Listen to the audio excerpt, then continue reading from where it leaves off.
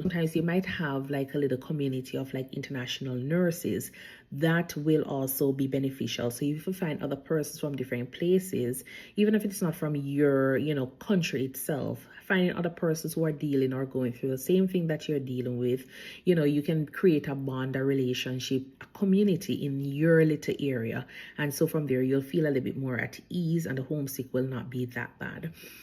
Because as I say, you'll be sharing different, meals, interacting, listening to music, and just meeting up as a group. So that way, each person is not feeling too isolated or homesick at the end of the day.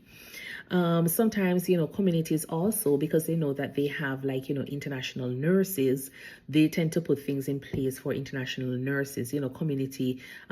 groups where they meet up and then, they try to have you integrate into, one and two different roles, or they try to encourage you to get, get